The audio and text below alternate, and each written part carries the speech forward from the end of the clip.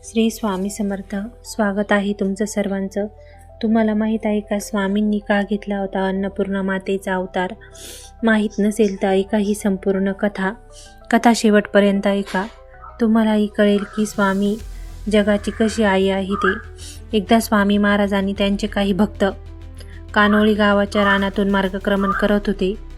तेव्हा स्वामी महाराजांचे प्रिय भक्त श्रीपाद भट्टही स्वामींबरोबर होते आणि सुमारे 100 भक्त सेवेकरीगण महाराजांबरोबर होते आणि सर्व पायी चाललेले होते रानातून. दिवसभराच्या प्रवासाने सर्व खूप थकलेले होते.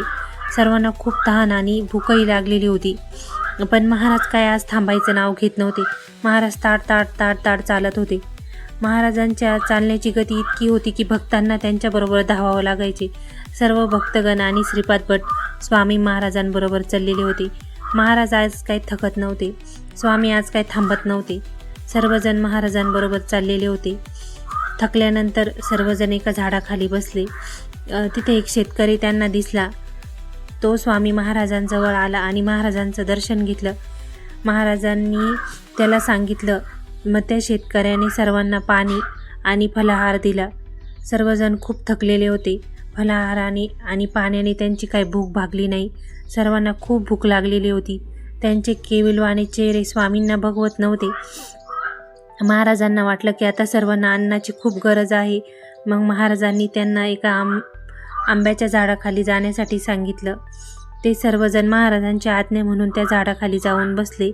पण महाराज काय त्यांना दिसेना. सर्व सेवेकरी महाराजांना शोधत होते पण महाराज काय त्यांना दिसले नाही. त्यानंतर ते आंब्याच्या झाडाखाली तिथं गेले. त्यांना तिथे एक वृद्ध महिला दिसली. ती महिला वृद्ध होती पण अगदी तेजस्वी होती आणि ती त्या सेवेकऱ्यांना म्हणत होती की आज आम्ही खूप जण इथे जेवण करणार होतो पण बाकीचे जण काही आले नाहीत. त्यामुळे हे तयार केलेले अन्न वाया जाईल. हे सर्व अन्न तुम्ही घेऊन जा. पण श्रीपाद भटांच्या मनात आले की आपण कसं हे अन्न न्यावं. पण त्यांच्या मनात असं आलं की महाराजांचीच ही आज्ञा असेल म्हणून त्यांनी त्या महिलेचं अन्न घेतलं आणि ते जेवण करायला निघाले. पण त्यांनी आग्रह केला त्या वृद्ध महिलेला की तुम्हीही चला आमच्याबरोबर जेवण करायला. पण ती वृद्ध महिला म्हणाली नाही तुम्ही जा सर्व, मी येते तुमच्या पाठून नंतर. पण ती महिला काय आली नाही. श्रीपाद भट तो सगळा स्वयंपाक घेऊन ते सर्व 100 सेवेकरी स्वामी महाराज जिथे बसलेले होते तिथं गेले. स्वामी महाराजांनी त्यांना सर्वांना जेवण करायला सांगितलं. श्रीपाद भट्ट महाराजांना म्हणाले तुम्हीही करा. महाराज म्हणाले नाही, आधी तुम्ही सर्वजण जेवण करा.